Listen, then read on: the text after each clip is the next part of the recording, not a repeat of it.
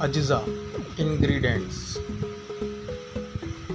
گوشت 2 کلو، گیہوں آدھا کلو، دال چنا 1 پاؤ، دال مسور آدھا پاؤ، دال مونگ آدھا پاؤ، چاول آدھا پاؤ۔ تمام مسالہ حسب ضرورت۔ ایک گیہوں کو بادن دستے میں کوٹ لیں اور اس کے چھلکے اتار لیں حتیٰ کہ سفید دانہ نظر آئے۔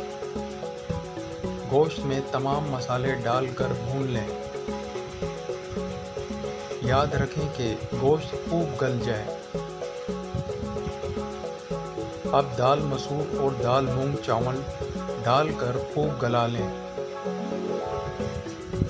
گیہوں اور چنے کی دال کو بھی الگ پکا لیں۔ جب گیہوں گل جائے تو تمام دالیں اور گوشت کر لیں۔ اب یہ سب چیزیں بڑے دیگچے میں ڈال کر پکائیں۔ حلیم کو اتنا گھوٹیں کہ لیس چھوٹ پڑے۔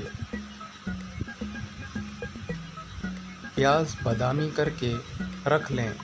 10 ہری مرچ باریک باریک کاٹ کر رکھ لیں۔ جتنا حلیم کی گھٹائی ہوگی، حلیم اتنا ہی لذیذ ہوگا۔ حلیم تیار ہو جائے تو بادامی، پیاز، ہری مرچ اور گرم مسالہ پسا ہوا ڈال کر کھائیں۔